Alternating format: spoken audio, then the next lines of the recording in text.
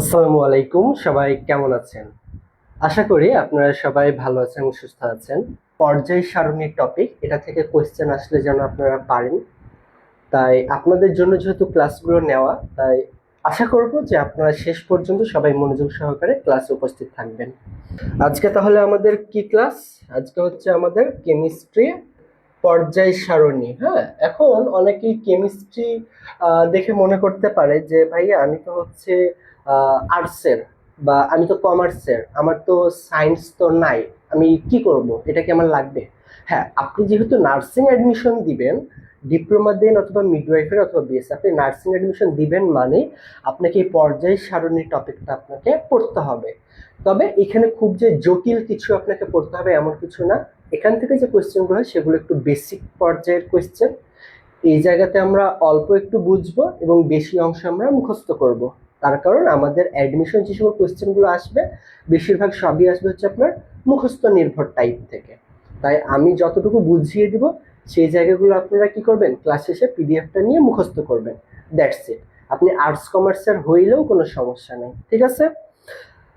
ওকে, এটা হচ্ছে আমাদের 9-10-এর যেটা বোর্ড বই, সেইটা থেকে মূলত দেখিয়ে দিব যে জায়গাগুলো, সেগুলো আপনি ভালোভাবে পড়বেন এবং এক্সট্রা পিডিএফ থেকেও আমি কিছু জায়গা দেখিয়ে দিব আপনাদেরকে। ওকে,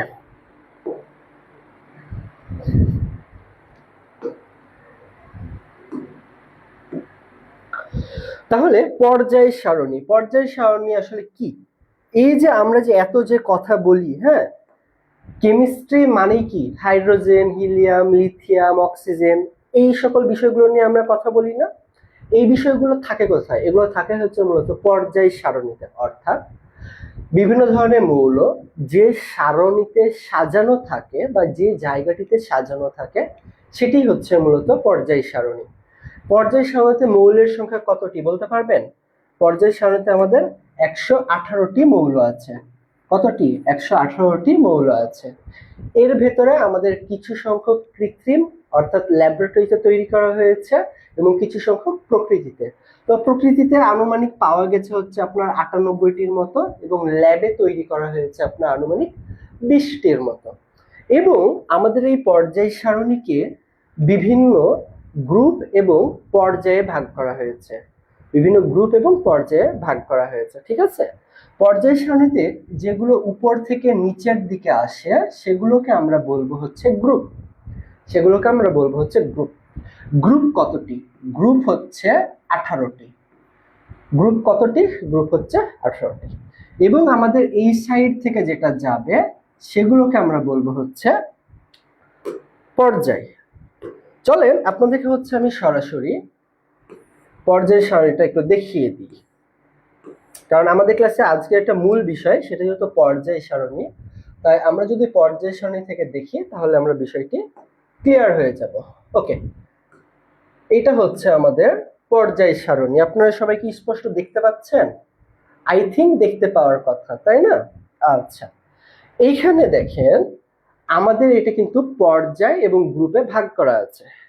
এবং আমরা এখানে যদি একটু দেখি যে এখানে আমাদের 118, অর্থাৎ শেষ মৌলটি কত? 118তম মৌল হচ্ছে শেষ মৌল। তা আমরা এখানে মোট 118টি। আচ্ছা, গ্রুপ 1টা 2টা 3টা 4টা 5টা 6টা 7টা 8টা 9টা 10টা 11টা এরকম করতে করতে মোট আমাদের 18টি গ্রুপ আছে। তাহলে উপর থেকে যেগুলো নিচের দিকে নামতেছে এগুলোকে আমরা বললাম কি? গ্রুপ। লম্বালম্বি ভাবে গ্রুপ। এটা একটা গ্রুপ, এটা একটা গ্রুপ। ওকে, এরপরে 1 2 3 4 5 6 7, এই 7টা কি? এই 7টা হচ্ছে আমাদের পর্যায়। তাহলে গ্রুপ 18টা, পর্যায় কয়টি? 7টি। তাহলে এই যে এই যে এটা হচ্ছে একটা পর্যায়। তারপরে এইখান থেকে এটা হচ্ছে আমাদের আরেকটি পর্যায়, 2 নাম্বার পর্যায়। আমাদের পরীক্ষাতে এই যে গ্রুপটা যে আছে না, যে 1 নম্বর গ্রুপে হাইড্রোজেন, লিথিয়াম, তারপর sodium, potassium, rubidium, caesium, francium, এগুলো যে আছে, 2 নম্বরে যে beryllium, magnesium, calcium, strontium, barium, radium, এগুলো যে আছে এগুলো আপনার মুখস্থ করতে হবে। কিভাবে মুখস্থ করবেন সেটাও ক্লাসের মাঝে বলে দেওয়া হবে। ঠিক আছে, ওই যে বিরিয়ানি মোগলাই কেমন সরিয়ে বাটিতে রাখো, হ্যাঁ, তারপর হচ্ছে ছেঁচে ফেলো, হ্যাঁ, এই ধরনের যে সূত্রগুলো আছে যেটা আমরা একদম ছোটবেলা থেকেই দেখে এসেছি, এই সূত্র দিয়ে আমরা মুখস্থ করব। এবং এখানে আমাদের যতগুলো গ্রুপ রয়েছে এই সবগুলো গ্রুপের ভিতরে যেগুলো আমাদের জন্য বেশি ইম্পর্টেন্ট সেই সকল গ্রুপগুলো আমরা মুখস্থ করব এবং সেই সূত্রগুলো আমি বলে দিব। ওকে, ঠিক আছে, তাহলে আপনার এই বিষয়টা মোটামুটি ক্লিয়ার। এবং এগুলো হচ্ছে প্রত্যেকটা কিন্তু এক একটা ঘর, হ্যাঁ, এগুলো কিন্তু হচ্ছে এক একটা ঘর, একটা মৌলের জন্য একটা ঘর। এই একটা ঘরে কি আছে, আমাদের প্রতিটা মৌলের তো বড় বড় নাম আছে, এই বড় নামগুলোকে শর্টকাটে লেখা আছে এইখানে, ঠিক আছে, এগুলোকে সংক্ষেপে লেখা আছে। তারপরে কি আছে, এখানে আছে তার পারমাণবিক সংখ্যা। হ্যাঁ, আমি যদি একটু জুম করে আপনাদেরকে দেখাই বিষয়টা, দেখেন, এই তো দেখেন এই জায়গাটাতে আপনারা এখানটাতে আপনারা দেখতে পাবেন এটা হচ্ছে ক্রোমিয়াম, CHROMIUM, ক্রোমিয়াম। ক্রোমিয়ামকে আমরা সংক্ষেপে CR লিখি, কি লিখি, CR লিখি। ওকে, এখানে 6, তার মানে এটা লম্বাতে, অর্থাৎ এটা হচ্ছে আমাদের গ্রুপ 6। এখানে লেখা 4, তার মানে এটা হচ্ছে তার পর্যায়, 4 নম্বর পর্যায়। তাহলে 6 নম্বর গ্রুপের 4 নম্বর পর্যায়ে কি আছে, ক্রোমিয়াম আছে। ওকে, এটাকে কি বলা হয়, তার প্রতীক, এটা হচ্ছে তার মৌলের নাম। আর এই যে 24, এটা হচ্ছে তার পারমাণবিক সংখ্যা। পারমাণবিক সংখ্যা মানে আমরা বুঝতে পারবো যে এটা পর্যায় সারণীতে কত নাম্বার মৌল। তাহলে ক্রোমিয়াম পর্যায় সারণীতে কত নাম্বার মৌল, 24 নাম্বার মৌল, ঠিক আছে। এবং এটার পারমাণবিক সংখ্যা 24 মানে এখানে প্রোটন এবং আপনার ইলেকট্রনও আছে 24টি করে। তাহলে কি বললাম, এটার পারমাণবিক সংখ্যা, পারমাণবিক সংখ্যা মানে পর্যায় সারণীর অবস্থান, হ্যাঁ, 24 নাম্বার মৌল। এবং এই 24টাই হচ্ছে এটার প্রোটন, প্রোটন ও ইলেকট্রন, প্রোটন ও ইলেকট্রন। তাহলে ক্রোমিয়ামের প্রোটন সংখ্যা কতটি, 24টি, ইলেকট্রন সংখ্যা কতটি, 24টি, ক্লিয়ার। এবং এইটি হচ্ছে এটার 32 পারমাণবিক ভর। পারমাণবিক ভরকে ভাঙলে আমরা কি পাবো জানেন, এখানে আমরা পাবো হচ্ছে আপনার প্রোটন এবং নিউট্রনের সমষ্টি। তাহলে কি পাবো, প্রোটন প্লাস নিউট্রন,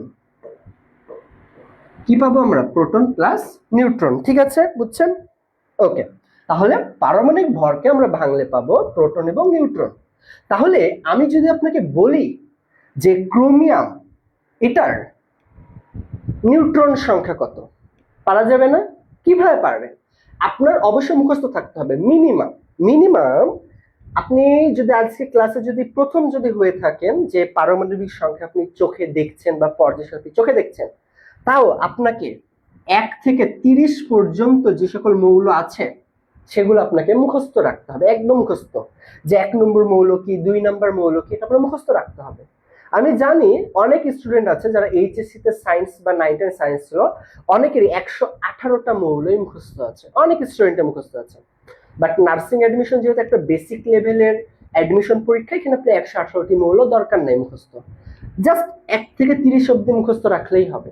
বুঝতে পারছি। তাহলে 1 থেকে 30 অবধি যেহেতু আপনি জানেন যে কোন মৌলটার পারমাণবিক সংখ্যা কত, তাহলে আপনাকে যদি বলা হয় ক্রোমিয়াম এটার নিউট্রন সংখ্যা বের করতে, তাহলে আপনি অবশ্যই জানেন যে ক্রোমিয়ামের আপনার পারমাণবিক সংখ্যা 24, এবং তার সঙ্গে আপনাকে এটাও মুখস্থ রাখতে হবে যে এটা আমাদের পারমাণবিক ভর কত, 32। তাহলে আমাদের এখানে হচ্ছে এই 32 থেকে, অর্থাৎ পারমাণবিক ভর থেকে যদি আমরা কারো এই পারমাণবিক সংখ্যা যদি আমরা বিয়োগ করি, তাহলে কিন্তু হচ্ছে আমরা তার এটা পেয়ে যাব, ঠিক আছে। কিন্তু আমার কেন জানি মনে হচ্ছে যে এটা হয়তো 32 হবে না, হ্যাঁ। ওকে, এখানে দেখেন এটা হচ্ছে 52 হবে, এখানে এটা হচ্ছে এরা ভুল লিখেছে, হ্যাঁ, এখানে হচ্ছে 32 আছে, এটা ভুল। এইখানে যদি খেয়াল করেন 52, ঠিক আছে। এটা অনেকে বলতে পারে ভাই এটা আপনি কিভাবে বুঝলেন যে এটা ভুল আছে, তার কারণটা হচ্ছে প্রোটন সংখ্যা এবং নিউট্রন সংখ্যা প্রায় কাছাকাছি থাকে। খেয়াল করে দেখেন, আমি 32 থেকে যদি আমি 24 বিয়োগ করি, ঘটনাটা বুঝেন, পারমাণবিক ভর মানে যদি আমার হয় প্রোটন এবং নিউট্রনের যোগফল, তাহলে আমার নিউট্রন বের করতে হলে কি করতে হবে, আমার ভর মাইনাস প্রোটন বা পারমাণবিক সংখ্যা, ঠিক আছে, পারমাণবিক সংখ্যা। তাহলে আমি ভর থেকে যদি পারমাণবিক সংখ্যা যদি আমি বিয়োগ করি, তাহলে আমি কি পাবো, তাহলে আমি পাবো হচ্ছে নিউট্রন সংখ্যা। ঠিক আছে, নিউট্রন সংখ্যা পাবো। এখন কথা হলো এখানে 32 থেকে আমি 24 যদি বিয়োগ করি তাহলে আমি কত পাবো? 8 পাবো। কত পাবো আমি? 8। কিন্তু দেখেন প্রোটন সংখ্যা বা পারমাণবিক সংখ্যা যদি 24 হয়, তার নিউট্রন সংখ্যা কখনোই 8 হতে পারে না। তার কারণ আমাদের প্রোটন সংখ্যা এবং নিউট্রন সংখ্যা কাছাকাছি থাকে। তাহলে আমি যদি ধরি যে ক্রোমিয়ামের পারমাণবিক ভর 52, তাহলে 52 থেকে আমি এবার 24 যদি আমি মাইনাস করি তাহলে আমি কত পাবো? 28 পাবো। তাহলে দেখেন তো এই 24 পারমাণবিক সংখ্যা এবং এই নিউট্রন সংখ্যা প্রায় কাছাকাছি। সো এইটার জন্য মূলত আমি বুঝতে পারলাম যে এখানে এটা ভুল দেওয়া আছে। ক্লিয়ার? তাহলে এই হচ্ছে মূলত ঘটনা। তাহলে আমাদের যদি কখনো বলে যে এটা নিউট্রন সংখ্যা বের করো, বা অনেক সময় পরীক্ষাতে এরকম অনেক এসেছে, হ্যাঁ, বলেছে যে সাপোজ কোবাল্টে এটা ওরা বলেই দিয়েছে, হ্যাঁ, যে কোবাল্টে পারমাণবিক সংখ্যা 27, এটার ইলেকট্রন সংখ্যা কত? একদম ইজি। আমি বললাম কি প্রোটন আর ইলেকট্রন সংখ্যা সেম থাকে। তাহলে যেহেতু বলেই দিয়েছে যে কোবাল্টের পারমাণবিক সংখ্যা 27, তাহলে এটা ইলেকট্রন সংখ্যা কত হবে? 87 হবে। এটা কোনো চিন্তা করার জায়গা নাই, একদম 87 হবে। সো পরীক্ষাতে এই টাইপের ইজি কোয়েশ্চেনও তারা অনেক সময় দিয়ে দেয়। তাহলে ক্লিয়ার? আপনার পারমাণবিক সংখ্যা মুখস্থ থাকতে হবে 1 থেকে 30 অবধি। পারমাণবিক সংখ্যাই হচ্ছে প্রোটন সংখ্যা, প্রোটন সংখ্যা যতগুলো থাকে ইলেকট্রন সংখ্যাও ততগুলোই থাকে, এবং আমাদের প্রোটন সংখ্যার কাছাকাছি থাকে নিউট্রন সংখ্যা, এবং প্রোটন নিউট্রন যোগ করে আমরা ভর সংখ্যা পাবো। ভর থেকে যদি আমরা প্রোটন সংখ্যা বা পারমাণবিক সংখ্যা যদি আমরা বিয়োগ করি তাহলে আমরা নিউট্রন সংখ্যা পেয়ে যাব। ঠিক আছে, ওকে। এবারে চলেন আমরা নেক্সটে চলে যাই। এতটুকু কি আপনারা বুঝতে পারলেন? প্রোটন সংখ্যা আর ইলেকট্রন সংখ্যা একই থাকে। ঠিক আছে, প্রোটন থাকে হচ্ছে আমাদের নিউক্লিয়াসের ভেতরে, পরমাণুর যে নিউক্লিয়াস থাকে সেই নিউক্লিয়াসের কেন্দ্রে থাকে আমাদের প্রোটন এবং নিউট্রন, এবং চার সাইডে কি থাকে? ইলেকট্রন থাকে। আচ্ছা, তাহলে এতটুকু পর্যন্ত আপনারা সবাই ক্লিয়ার? আমাকে একটু আপনারা জানাবেন। দেন এবারে হচ্ছে আমি বেসিক থেকে শুরু করি। হ্যাঁ, ওকে। তাহলে ফার্স্টে এখানে কি বলতেছে দেখি, পিরিয়ডিক টেবিলে এখানে আমাদের 2016 সালের তথ্য মতে, এবং বর্তমানে আর বৃদ্ধি পায়নি, 2016 সাল পর্যন্ত 118টি মৌলিক পদার্থ। মৌলিক পদার্থ মানে হচ্ছে মৌল। একাধিক মৌল মিলে কি তৈরি হয় জানেন? যৌগ তৈরি হয়। কি তৈরি হয়? যৌগ। তাহলে একটা মৌল মানে এটা একটা মৌলিক পদার্থ, এবং একাধিক মৌলিক পদার্থ মিলে কি হয়? যৌগিক পদার্থ বা যৌগ তৈরি হয়। ওকে, দেন এখানে আমাদের কি বলা আছে? আর তেমন এখানে কিছুই নাই। এরপর আমরা হচ্ছে নিচের দিকে চলে আসব। আমি বোর্ড বই থেকেও পড়াবো, তার পাশাপাশি আমি পিডিএফ থেকেও পড়াবো, হ্যাঁ, চিন্তার কোনো কারণ নেই। আচ্ছা, দেখেন এখানে হচ্ছে আমাদের বিভিন্ন ধরনের দেওয়া আছে, বিভিন্ন ধরনের মৌল ধাতু আছে, বিভিন্ন ধরনের গ্যাস আছে, অধাতু আছে, মৃৎক্ষার ধাতু আছে, বিভিন্ন ধরনের ধাতুই মূলত বা অধাতু এগুলো সবই কিন্তু পর্যায় সারণীতে জায়গা করে নিয়েছে। ঠিক আছে, মানুষ প্রাচীনকাল থেকে বিকৃতভাবে পদার্থ বা তার ধর্ম সম্পর্কে যে সকল ধারণা অর্জন করেছিল পর্যায় সারণী হচ্ছে তার একটি সম্মিলিত রূপ, মানে এখানে সকল কিছুই আছে। দেখেন 1789 সালে Antoine Lavoisier oxygen, nitrogen, hydrogen, phosphorus, mercury, zinc এবং সালফার ইত্যাদি মৌলিক পদার্থসমূহকে ধাতু অধাতু এই দুই ভাগে ভাগ করেন। তাহলে কয় ভাগে ভাগ করেছিল? প্রধানত দুই ভাগে ভাগ করেছিল। তারপরে ল্যাভোইসিয়ের সময় থেকে মৌলগুলোকে বিভিন্ন ভাগে ভাগ করার চিন্তা ভাবনা শুরু হয়। ঠিক আছে, যেন একই ধরনের মৌলিক পদার্থগুলো একটি নির্দিষ্ট ভাগে থাকে। তাহলে এখান থেকে কোন সকল মৌলগুলো ধাতু, কোন সকল মৌলগুলো অধাতু, কোন সকল মৌলগুলো গ্যাস, কোন সকল মৌলগুলো মৃৎক্ষার ধাতু, এই বিষয়গুলো আপনার পরীক্ষাতে চলে আসে। ঠিক আছে, তাহলে আমাদের কাজ হবে যে ধাতু সমূহ আমাদের চেনা, অধাতু সমূহ চেনা, মৃৎক্ষার ধাতু সমূহ চেনা।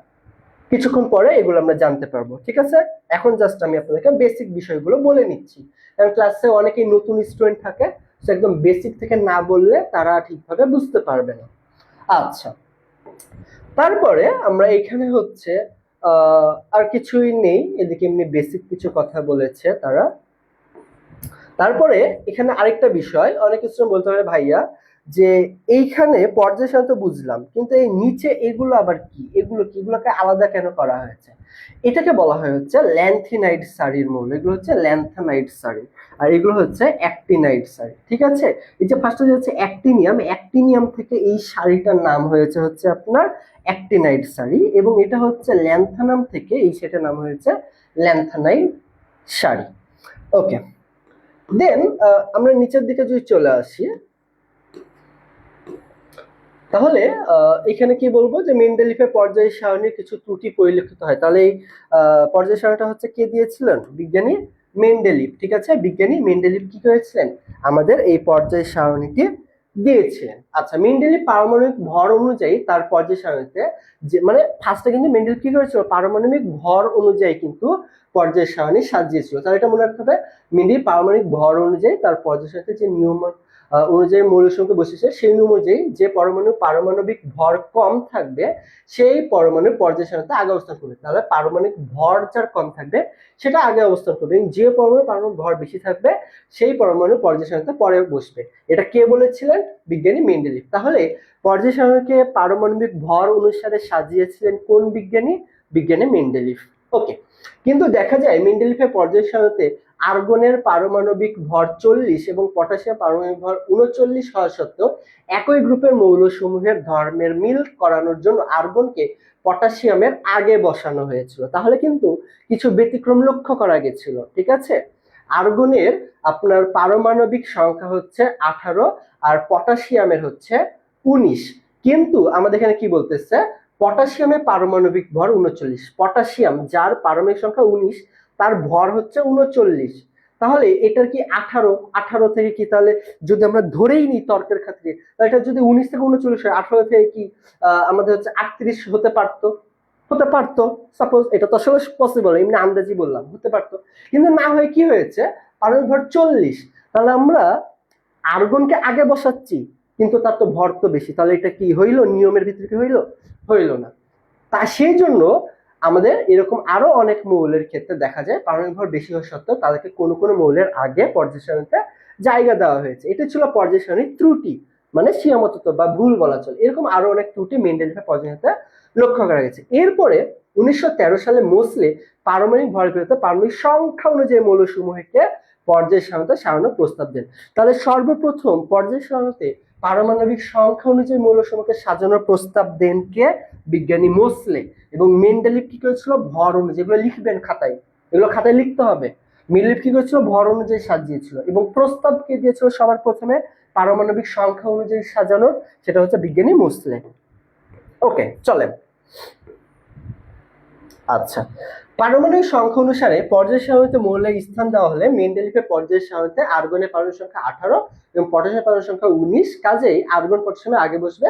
তাই পারমাণবিক সংখ্যা অনুসারে পর্যায় সারণীতে মৌলের স্থান দেওয়া হলে এই ত্রুটিগুলো সংশোধিত হয়ে যায়। আচ্ছা, আন্তর্জাতিক রসায়ন এবং ফলিত রসায়ন সংস্থা international union of pure and applied chemistry বা সংক্ষেপে আইইউপ্যাক এখন পর্যন্ত 118টি মৌলিক পদার্থকে শনাক্ত করেছে। আইইউপ্যাক সংস্থাটি আন্তর্জাতিকভাবে রসায়ন এবং ফলিত রসায়নের বিভিন্ন নিয়মকানুন, ক্রমবর্ধমান পরিবর্তনে এক্সেট্রা বিষয় নিয়ে আর কি কাজ করে। হ্যাঁ, আচ্ছা, এবং আমি তার শুরুতে যেটা বললাম যে অনেক অনেক বেশিরভাগ মৌল প্রকৃতিতে পাওয়া যায় এবং কিছু সংখ্যা ল্যাবরেটরিতে তৈরি করা যায়। আচ্ছা, এবং সর্বপ্রথম ল্যাভয়েসিয়ে মাত্র 33টি মৌল নিয়ে ছক তৈরির কাজ শুরু করেছিলেন। মেন্ডেলিফ 63টি আবিষ্কৃত মৌল এবং 4টি অনাবিষ্কৃত মৌল দিয়ে পর্যায় সারণী নামে যে ছকটি তৈরি করেছিলেন, বর্তমানে সেটি 118টি মৌল নিয়ে আধুনিক পর্যায় সারণী নামে পরিচিত। তাহলে এই পর্যায় সারণীর কাজটা শুরু কে করেছিল? ল্যাভয়েসিয়ে। ঠিক আছে, অ্যান্টনি ল্যাভয়েসিয়ে মাত্র 33টা মৌল নিয়ে কাজ শুরু করেছিল। এই জায়গাগুলো, এগুলো কি পয়েন্ট। হ্যাঁ, এত কিছু আপনার রিডিং করা দরকার নেই, যেগুলো মেন মেন যে জায়গাগুলো সেটা আমি আপনাদেরকে বলে দিচ্ছি ক্লাসে। ওকে, দেন আমরা যদি একটু নিচে দিকে চলে আসি, তাহলে পর্যায় সারণী এখানে বৈশিষ্ট্য দেওয়া আছে। শুরুতে যেটা বলেছিলাম যে হচ্ছে সারি বা রো এবং কলাম অনুযায়ী সাজানো হয়ে থাকে। আচ্ছা, পর্যায় সারণীর বাম থেকে ডানের দিকে বিস্তৃত সারিগুলোকে বলা হয় পর্যায়। বাম থেকে ডানে এই দিক দিয়ে যেগুলো যায় এগুলো হচ্ছে পর্যায়, যেটা হচ্ছে 60টি, আর এই দিক থেকে যেগুলো সেটা হচ্ছে 18টি। ওকে, গ্রুপ। আচ্ছা, দেন এটা কিন্তু আপনার একদম বেসিক তথ্য। এগুলো এগুলো যদি কেউ ভুল করেন তাহলে আপনার আর কোনো কিছু বলারই নাই। আচ্ছা, ওকে, তাহলে এগুলো কি বলা হয়? আনুভূমিক। এইভাবে যে যাচ্ছে এগুলো হচ্ছে কি ভূমি বরাবর যাচ্ছে, তাই এগুলোকে আমরা বলবো হচ্ছে আনুভূমিক বরাবর। ঠিক আছে, তাহলে পর্যায় সারণীতে আনুভূমিক সারি কতটি যদি বলে পারা যাবে 7টি, কারণ আরো আনুভূমিক যে সারি সেগুলি হচ্ছে মূলত আমাদের পর্যায়। আচ্ছা, এবং খাড়া স্তম্ভ বা গ্রুপ 18টি। ওকে, ঠিক আছে। এবং এগুলো হচ্ছে ল্যান্থানাইট এবং অ্যাক্টিনাইট সারি মৌল হিসেবে আলাদাভাবে দেখানো হয়েছে, যেগুলো যথাক্রমে 6 এবং 7 নম্বর পর্যায়ের অন্তর্ভুক্ত। তাহলে হচ্ছে আমাদের অ্যাক্টিনাইট আর ল্যান্থানাইট এগুলোকে আমরা কি বলবো? এগুলো হচ্ছে এই ল্যান্থানাইট আর অ্যাক্টিনাইট হচ্ছে 6 এবং 7 নম্বর অংশ। ওকে, তারপরে হচ্ছে এখানে আমাদের একটু এগুলো হিসাব করে দিয়ে দিয়েছে যে পর্যায় একে শুধু 2টি মৌল আছে, ওই যে হচ্ছে হাইড্রোজেন আর ওই পারে হচ্ছে হিলিয়াম আছে, 2টা আছে। হ্যাঁ, তাহলে পর্যায় একে আমাদের 2টি মৌল রয়েছে, পর্যায় 2 এবং 3-এ 8টি করে, মানে পর্যায় 2-এও 8টি 3-এও 8টি। তাহলে এটা একটু মনে রাখতে হবে আমাদেরকে। এরপরে পর্যায় 4 এবং 5-এ 18টি করে, পর্যায় 6 এবং 7-এ হচ্ছে 32টি করে। সো এইটা হচ্ছে আপনি খুব ইজিলি মুখস্থ করে ফেলতে পারবেন। সেটা 2, 8, 18, 32 2n স্কয়ার হিসাব করে আমরা এটা হচ্ছে মনে রাখতে পারি। ঠিক আছে, এটা হচ্ছে 1, 2, 3, 4, মানে সিরিয়ালটা জাস্ট এইভাবে করে আমরা মনে রাখতে পারি। তাহলে 2, 8, 18, 32টি করে, 32টি করে, তাহলে 6 নম্বরে 32টা, 7 নম্বরে কয়টা? 32টা। ওকে, গ্রুপ 1-এ 7টি, গ্রুপ 2-এ 6টি, গ্রুপ 3-এ 32টি, গ্রুপ 4 থেকে 12 পর্যন্ত প্রত্যেকটি গ্রুপে 4টি করে মৌল রয়েছে। তাহলে গ্রুপ 5 নম্বর গ্রুপে মৌলের সংখ্যা কতটি যদি বলা হয় পারা যাবে না? 5 নম্বর গ্রুপে মৌলের সংখ্যা হচ্ছে 4টি। ওকে,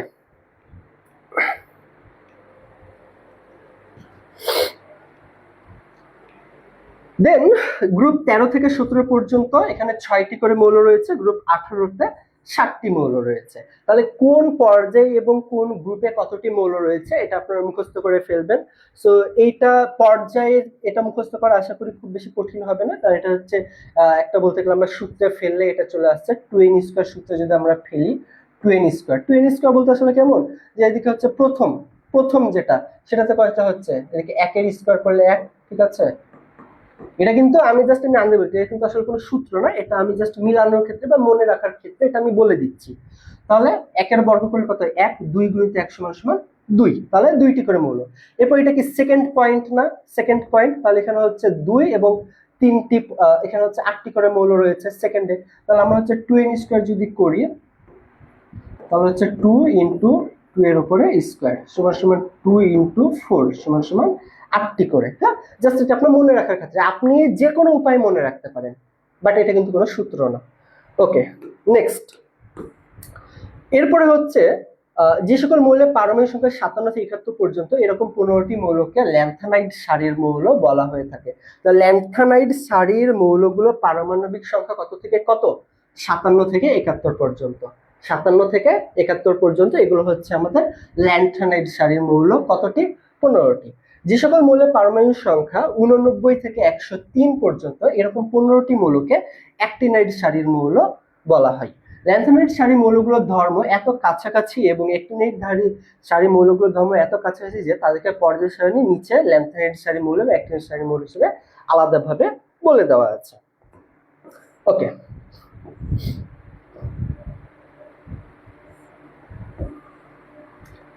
আচ্ছা, এরপর এখানে কি বলতেছে যে ইলেকট্রন বিন্যাস থেকে পর্যায় সারণীতে মৌলের অবস্থান নির্ণয়। আমরা ইলেকট্রন বিন্যাসের মাধ্যমে একটা পর্যায় সারণীতে একটা মৌল কত নাম্বার গ্রুপ এবং কত নাম্বার পর্যায়ে রয়েছে সেটা আমরা জানতে পারবো।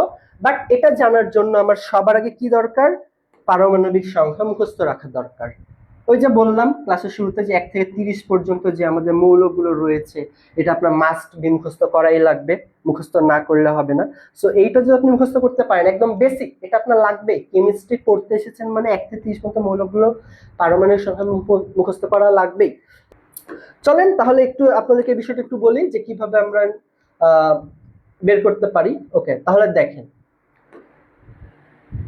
পর্যায় নম্বর বের করার পদ্ধতি। কোন মৌলের ইলেকট্রন বিন্যাসের সবচেয়ে বাইরের প্রধান শক্তি স্তরের নম্বরই ওই মৌলের পর্যায় নম্বর। যেমন লিথিয়ামের ইলেকট্রন বিন্যাস হলো 1s2 2s1। যেহেতু লিথিয়ামের ইলেকট্রন বিন্যাসে সবচেয়ে বাইরের শক্তি স্তর 2, তা লিথিয়াম 2 নাম্বার পর্যায়ের মৌল। কয় নাম্বার পর্যায়ের মৌল? 2 নাম্বার পর্যায়ের মৌল।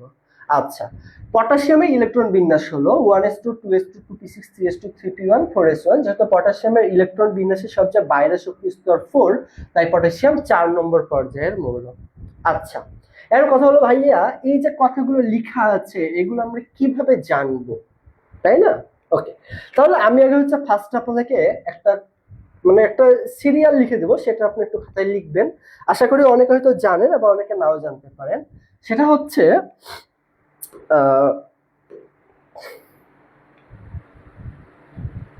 ওকে,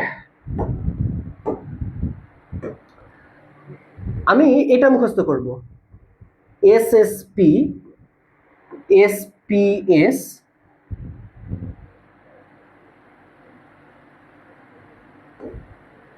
ডিপিএস ডিপিএস এফডিপিএস এফডিপিএস।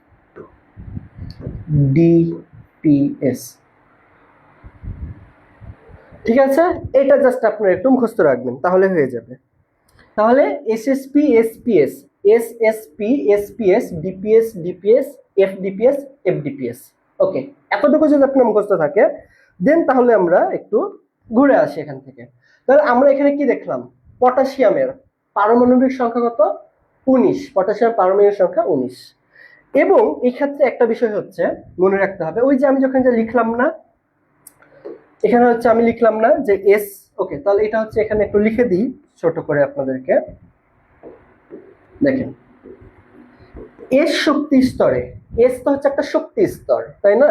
শক্তি স্তরগুলো কেমন হয়ে থাকে, এই যে এই আপনার এইরকম হয়ে থাকে, সার্কেল আকারে হয়ে থাকে। ঠিক আছে, তো এইরকম যেহেতু আমাদের হয়ে থাকে, তাহলে এখানে আমাদের এস শক্তি স্তর ইলেকট্রন সংখ্যা সর্বোচ্চ কতটি, 2টি। এস শক্তি স্তরে সর্বোচ্চ 2টা ইলেকট্রন থাকতে পারবে। এরপরে পি শক্তি স্তরে সর্বোচ্চ কয়টা ইলেকট্রন থাকতে পারবে, 6টা। এরপরে হচ্ছে ডি শক্তি স্তরে কতটি ইলেকট্রন থাকতে পারবে, 10টা। এফ শক্তি স্তরে কতটি ইলেকট্রন থাকতে পারবে, 14টা। মুখস্থ আছে সবার এটা? এগুলো হচ্ছে এক একটা শক্তি স্তর। মানে আপনার কাছে একটা ছোট ব্যাগ আছে, মেয়েরা এখন তো ছোট ব্যাগ ইউজ করে, সেই ছোট ব্যাগটা হচ্ছে এস।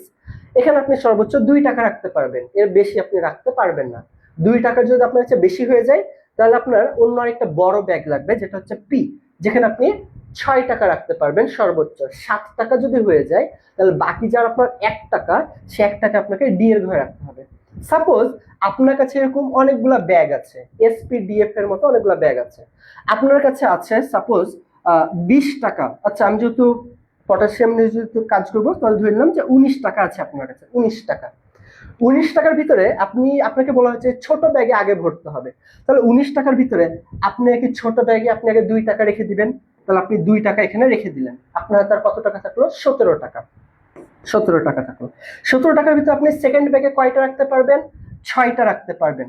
তাহলে 6 টাকা রাখতে পারবেন। তাহলে আপনার কাছে আর কত টাকা বাকি থাকলো, 11 টাকা বাকি থাকলো। এই 11 টাকার ভিতরে এই ডি ব্যাগে আপনি কয়টা রাখতে পারবেন, 10 টাকা আপনি রাখতে পারবেন, 10 টাকা। তাহলে আপনার হাতে আর কত টাকা থাকলো, 1 টাকা।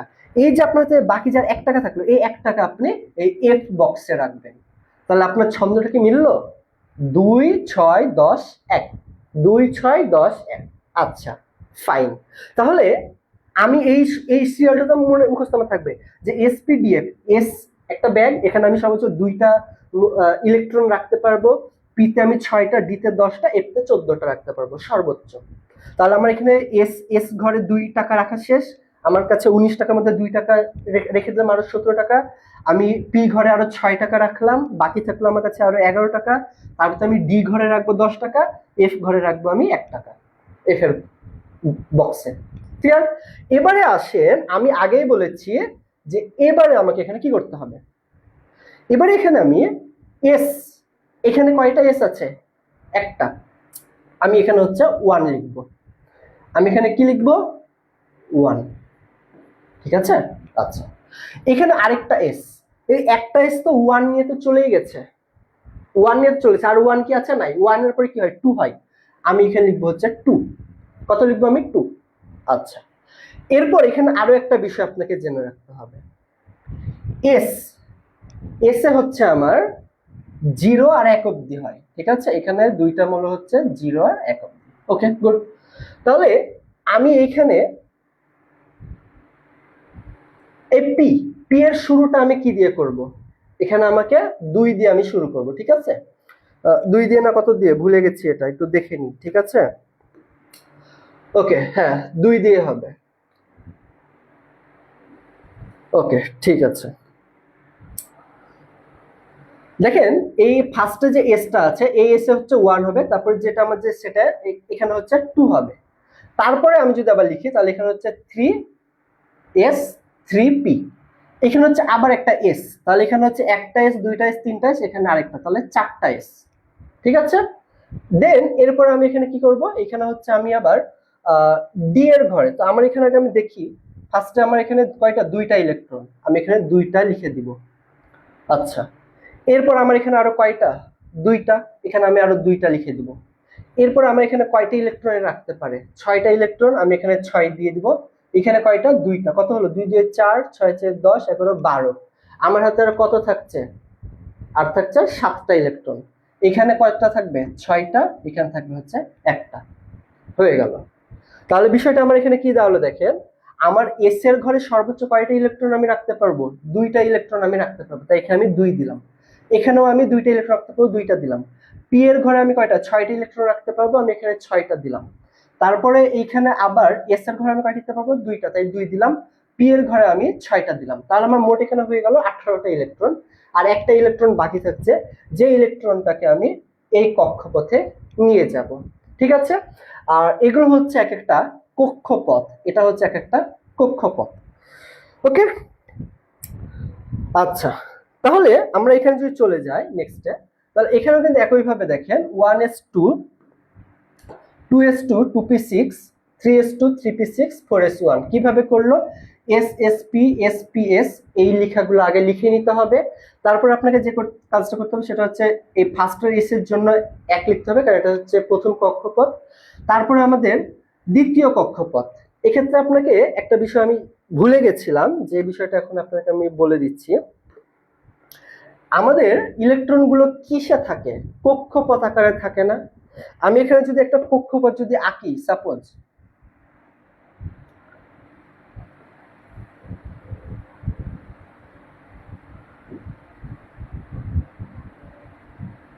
ওকে,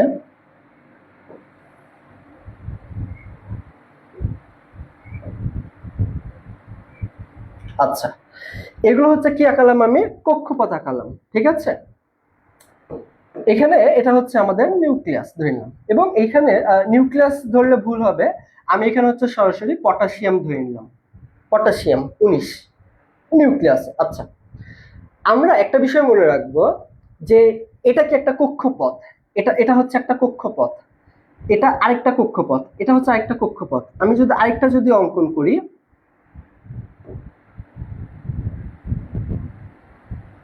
ওকে, এটা হচ্ছে আমার আরেকটা কক্ষপথ। প্রতিটা কক্ষপথে একটা নির্দিষ্ট সংখ্যক ইলেকট্রন থাকতে পারে, নির্দিষ্ট সংখ্যক, সেটা হচ্ছে 2n²। এটা হচ্ছে অ্যাকুরেট সূত্র, ক্লাসের শুরুতে আমি যে 2n² দিয়ে মিলিয়েছিলাম ওইটা অন্য প্রসঙ্গ, বাট এই কক্ষপথে কোন কক্ষপথে কয়টা ইলেকট্রন থাকবে এইটার সূত্র হচ্ছে 2n²। কি সূত্র, 2n²। আচ্ছা, আমি যদি ধরি এটা প্রথম কক্ষপথ, তাহলে আমি n এর মান বসাবো, n এর মান বসাবো আমি 1। আমি যদি ধরি দ্বিতীয় কক্ষপথ, n এর মান 2।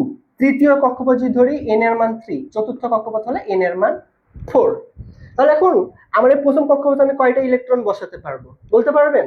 সূত্র আছে, প্রথম কক্ষপথ বলেছে মানে n এর মান 1, তাহলে আমি সূত্র লিখবো 2n² সমান সমান কি 2 গুণিত n এর মান কত, 1 এর উপর স্কয়ার সমান সমান 1 1 1 2 1 2। তাহলে আমার প্রথম কক্ষপথে কয়টা ইলেকট্রন থাকবে, 2টা ইলেকট্রন থাকবে, তাহলে আমি এখানে 2টা ইলেকট্রন দিয়ে দিব, ঠিক আছে? 2টা ইলেকট্রন আমি এখানে দিয়ে নিলাম। আচ্ছা, দ্বিতীয় কক্ষপথ, তাহলে দ্বিতীয় কক্ষপথ মানে কি 2n² সমান সমান 2 গুণিত 2 এর উপর বর্গ, দ্বিতীয় কক্ষপথ মানে কি 2² সমান সমান 2 দুগুণে 4 4 দুগুণে 8। তাহলে দ্বিতীয় কক্ষপথে কয়টা ইলেকট্রন থাকবে, 8টা ইলেকট্রন। তাহলে এখানে 2টা দিয়েছি, তাহলে এরপর আমি কয়টা দিব, 8টা ইলেকট্রন দিব। ওকে, তাহলে ইলেকট্রন কি জোড়া আকারে থাকতে বেশি পছন্দ করে, তাই এখানে আমি একসঙ্গে 2টা দিব। এখানে আমি আরো দুইটা দিব, ঠিক আছে, একটা দুইটা, কয়টা হলো? দুইটা দিয়ে চারটা। এখানে আমি আরো দুইটা দিব, ছয়টা। এখানে আমি আরো দুইটা দিব, কয়টা হলো? আটটা কিন্তু হয়ে গেল। আচ্ছা, এরপর আমার তৃতীয় কক্ষপথে সর্বোচ্চ কয়টা ইলেকট্রন থাকতে পারবে? তৃতীয় কক্ষপথ, তাহলে আমি এখানে 3 বসাবো। 3 × 9 9 × 2 = 18, আমি একবার লিখে নিলাম 18। তাহলে তৃতীয় কক্ষপথে কয়টা ইলেকট্রন থাকতে পারবে? 18টা ইলেকট্রন থাকতে পারবে। ওকে, 18টা। তাহলে 18টা যদি হয় তাহলে এখানে আমাকে 18টা অঙ্কন করতে হবে। এই যে এইদিকে হচ্ছে 2টা, 4টা, 6টা, 8টা, 10টা, 12টা, 14টা,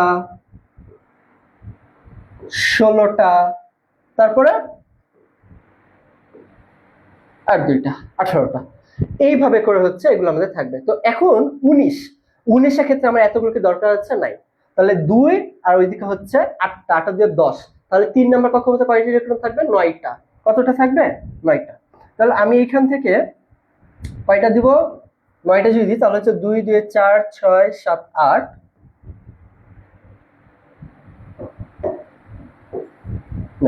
2 2 4 6 7 8 9। সর্বোচ্চ ইলেকট্রন থাকতে পারে হচ্ছে আমাদের এখানে 18টা। সো এখানে আমরা যদি 9টা যদি দিই তাহলে আমাদের এখানে কি হলো? 2 8 আর ওইদিকে হচ্ছে 9টা, 2 2 4 6 8 9, 19টা। এখন এই যেটা ফার্স্টে যেটা থাকছে সেটা হচ্ছে 1, এটা 2, এটা হচ্ছে 3। এবারে আমরা আপনাদেরকে এখানে যদি আসি তাহলে আমরা এখানে দেখতে পাবো যে এখানে হচ্ছে 1 নাম্বার কক্ষপথ। এখানে আমাদের কয়টা দেখেন, এস এর ঘরে কিন্তু আমি 2টা ইলেকট্রন দিয়ে দিয়েছি। 2 নাম্বার কক্ষপথে কয়টা ইলেকট্রন থাকে? 8টা। তাই এখানে আমি লিখবো 2, এস এর উপর দিব 2 এবং পি এর উপরে দিব আমি 6, তাহলে 6 দিয়ে কত হলো? 8। এই যে সামনে যে 2 যে লেখা আছে, এই 2 হচ্ছে তার কক্ষপথ, এই 2টা কি? এই 2টা হচ্ছে তার কক্ষপথ। তাহলে এই 2 এ আমি এখানে কয়টা দিলাম? 8টা ইলেকট্রন আমি দিয়ে দিলাম। তারপরে আমি এখানে 3 নাম্বার ঘরে গিয়ে আমি কি করব? এখানে 3 নাম্বার ঘরে গিয়ে আমি এস এর উপর দিব 2টা, পি এর উপর দিব হচ্ছে আমি 6টা। এখন অনেকে বলতে পারে ভাইয়া আপনি এখানে 3 নাম্বার কক্ষপথে দেখালেন যে আপনি 9টা ইলেকট্রন দিলেন, কিন্তু এখানে দেখা যাচ্ছে যে 8টা ইলেকট্রন হওয়ার পরেই 4 নাম্বার কক্ষপথে আবার একটা ইলেকট্রন চলে গেছে। তার মানে এখানে আমাদের ঘটনাটা কি ঘটেছে? যে এই যে একটা ইলেকট্রন যে এখানে যে ছিল, এই একটা ইলেকট্রন মিশিয়ে দিয়ে কি করেছে? এই 4 নম্বর কক্ষপথে আবার এখানে একটা ইলেকট্রনটা দিয়েছে। এটার কারণটা হচ্ছে মূলত আপনার সাম্যাবস্থার জন্য এরকমটা হয়ে থাকে। তাহলে এখানে কি হলো দেখেন, যে আমাদের এখানে ফার্স্টে 1 নাম্বার কক্ষপথে আমাদের কয়টা ইলেকট্রন? 2টা ইলেকট্রন থাকে, তাই এখানে আমাদের 2টা ইলেকট্রন দিয়ে দিয়েছি। 2 নাম্বার কক্ষপথে 8টা ইলেকট্রন থাকে, তাই এখানে 2 নাম্বার কক্ষপথে আমরা 8টা ইলেকট্রন দিয়েছি, এস কে দিয়েছি 2টা, পি কে আমি দিয়েছি 6টা। ওকে, এরপরে এই 3 নাম্বার কক্ষপথে আমি এখানে এস কে দিয়েছি 2টা, পি কে দিয়েছি 6টা। এবং কথা হলো যে আমার এখানে কত হওয়ার কথা ছিল? 3D হওয়ার কথা ছিল না? 3D, কিন্তু এখানে 3D না হয়ে এখানে আমাদের 4s1 হয়েছে। তার কারণ যে এইটার যে শক্তি সেটা হচ্ছে ডি এর তুলনায় বেশি এবং এই ঘরটাতে আগে ইলেকট্রন পূরণ করবে। তো চলেন পরবর্তী যদি আপনাদেরকে দেখাই দিই তাহলে আপনার বিষয়টা ক্লিয়ার হয়ে যাবে। দেখেন, পটাশিয়ামে ইলেকট্রন বিন্যাস দেওয়া আছে, যেহেতু পটাশিয়ামের ইলেকট্রন বিন্যাসের সবচেয়ে বাইরের শক্তি স্তর 4, আমরা এখানে যেমন দেখুন সবচেয়ে বাইরের শক্তি স্তর 4 এবং এখানে একটি ইলেকট্রন রয়েছে, তাই পটাশিয়াম 4 নম্বর পর্যায়ের মৌল। ওকে, এরপরে গ্রুপ নাম্বার বের করার নিয়ম।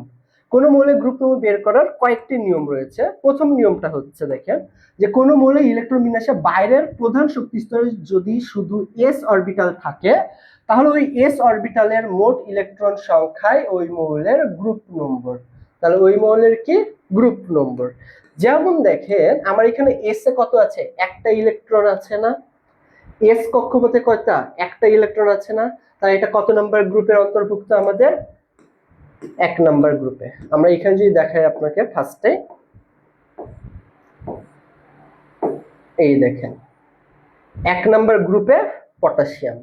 তাহলে ঠিক আছে, এখানে কি শেষ কক্ষপথে যদি আমাদের এস অরবিটাল থাকে এবং সেখানে যদি আমাদের একটা ইলেকট্রন থাকে তার মানে এটা হচ্ছে 1 নম্বর গ্রুপের অন্তর্ভুক্ত। ডান বিষয়টা? ওকে,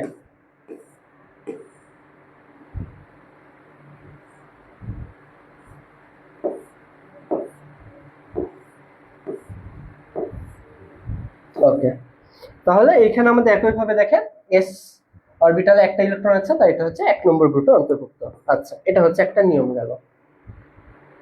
এরপরে আরেকটা নিয়ম কি, কোন মৌলের ইলেকট্রন বিন্যাসে বাইরের প্রধান শক্তি স্তর শুধু এস ও পি অরবিটাল থাকে, এস এবং পি যদি থাকে শেষের দিকে, হ্যাঁ, মানে সাপোজ 4s 4p, তাহলে এখানেও 4 এখানেও 4, শেষে এস এবং পি আছে, ঠিক আছে, তাহলে আমাদের কি করতে হবে, ওই এস ও পি অরবিটালের মোট ইলেকট্রন সংখ্যার সাথে 10 যোগ করতে হবে। সাপোজ এইখানে যদি থাকে 2 আর এইখানে যদি থাকে 5, কত হলো, 5 আর 2 7, তাহলে 7 এর সঙ্গে আমরা 10 যোগ করব, তাহলে কত হবে, 17 হবে। তার মানে সাপোজ এইটা যে মৌল সেটা হচ্ছে কিসের অন্তর্ভুক্ত, 17 নম্বর গ্রুপের অন্তর্ভুক্ত। কিসের অন্তর্ভুক্ত, 17 নম্বর গ্রুপের অন্তর্ভুক্ত। বিষয়টা আপনার ক্লিয়ার? ওকে, তাহলে আমরা কি করব, 10 হচ্ছে যোগ করব। ওকে, তাহলে যেমন বোরন 5, মৌলের ইলেকট্রন বিন্যাস 1s2 2s2 2p1, তাহলে আমাদের এখানে শেষে কত আছে, 2 আছে, 2 আছে, এখানে s আছে 2, p আছে 1, তাহলে কত হয়, 2 আর 1 3, 3 এর সঙ্গে আমরা 10 যোগ করব, তাহলে কত হবে, 13 হবে, 13। তাহলে এটা হচ্ছে আমাদের 13 নম্বর গ্রুপের অন্তর্ভুক্ত। তাহলে জাস্ট আমরা কি করব, এখানে আমরা দেখব যে শেষে কত 2 আছে, দুইটাতেই 2 আছে, এবং এখানে s আছে, এখানে p আছে, তাহলে s আর p যোগ করে তার সঙ্গে আমরা 10 যোগ করে দিব, তাহলে আমরা ওইটা পেয়ে যাব হচ্ছে আপনার 13 নাম্বার গ্রুপ। ঠিক আছে, 13 নাম্বার গ্রুপের অন্তর্ভুক্ত। ওকে, এরপরে দেখেন আয়রনেরটা আমাদের কেন মিলল না।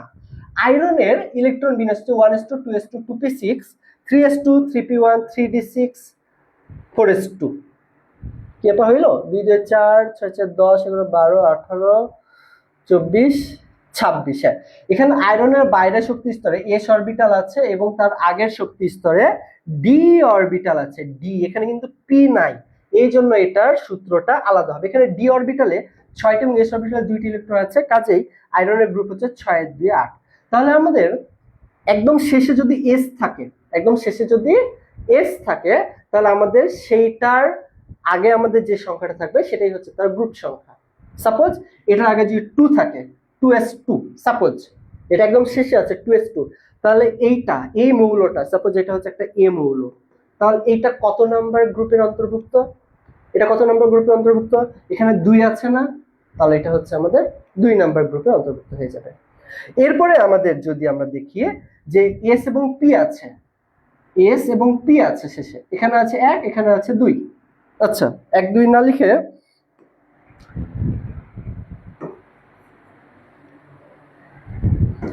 এস পি, এখানে আছে হচ্ছে সাপোজ 2, এখানে আছে হচ্ছে 3, তাহলে কি করবো, 3 আর 2 যোগ করে তার সঙ্গে আমরা 10 যোগ করব, তাহলে আমরা কত পাবো, 15, তাহলে এটা 15 নাম্বার গ্রুপ।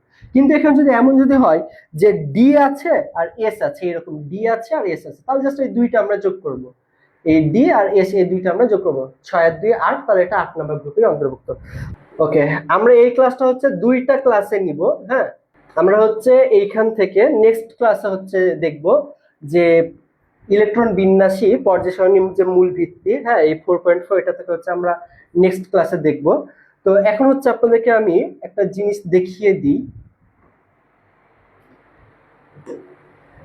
ওকে, হ্যাঁ, এইখান থেকে জাস্ট এই জায়গাটা একটু যদি আমরা খেয়াল করি, যে পর্যায় সারণী যেটা ছন্দে ছন্দে, এই পর্যায় সারণীটা 1 নম্বর গ্রুপে কোন মৌলগুলো আছে সেটা আমরা কিভাবে মুখস্থ করব, যে হাই লি না কে রুবি ছেঁচে ফেলেছে, তাহলে হাইতে কি হাইড্রোজেন, লিতে কি লিথিয়াম, নাতে কি সোডিয়াম নেট্রিয়াম যেটা, তারপর কেতে হচ্ছে পটাশিয়াম, রুবিতে হচ্ছে রুবিডিয়াম, ছেঁচেতে হচ্ছে সিজিয়াম, ফেলেছেতে ফ্রান্সিয়াম। তাহলে আমরা জাস্ট এই পিডিএফটা আপনাকে দিয়ে দেওয়া হবে, এখান থেকে আপনার গ্রুপ 1-এ কি কি মৌল আছে এটা হচ্ছে আপনারা এই ছন্দ দিয়ে মুখস্থ করে ফেলতে পারবেন। তারপরে যদি আমরা এখানে দেখি যে বিরিয়ানি মোগলাই কাবাব সরিয়ে বাটিতে রাখো, বেরিলিয়াম ম্যাগনেসিয়াম ক্যালসিয়াম, তারপর হচ্ছে স্ট্রনসিয়াম বেরিয়াম রেডিয়াম, এগুলো হচ্ছে আপনি মুখস্থ করে ফেলতে পারবেন।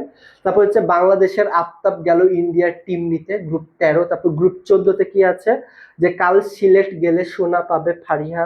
গ্রুপ 15-তে হচ্ছে নিপা আছে আন্টির বাসার মধ্যে। তো এই বিষয়গুলো হচ্ছে এই মনে রাখার টেকনিকটা চাইলে আপনি নিজেও বানিয়ে নিতে পারবেন, বা চাইলে হচ্ছে আপনি এইখানে যেভাবে দেওয়া আছে আপনি এগুলো মুখস্থ করে ফেলতে পারবেন। তারপর হচ্ছে গ্রুপ 16, গ্রুপ 17, গ্রুপ 18, তারপর গ্রুপ 3 4 এভাবে করে কিন্তু এখানে দিয়ে দেওয়া আছে গ্রুপ 5, হ্যাঁ, ভন্ড নবাব টাকা দেবে। তো এইখানে হচ্ছে, তারপর গ্রুপ 6, 7, 8, 9, এখানে কিন্তু সবগুলো গ্রুপের কিন্তু দেওয়া আছে, হ্যাঁ, গ্রুপ 10, 11, 12।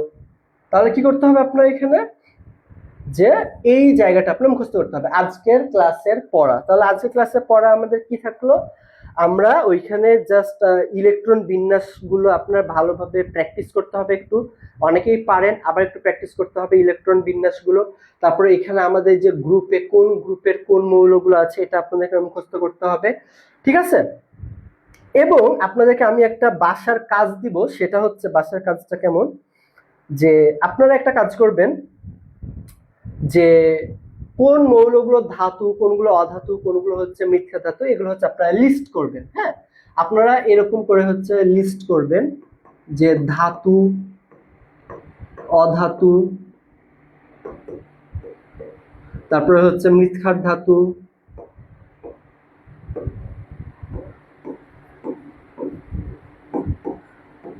ঠিক আছে, ক্ষার ধাতু,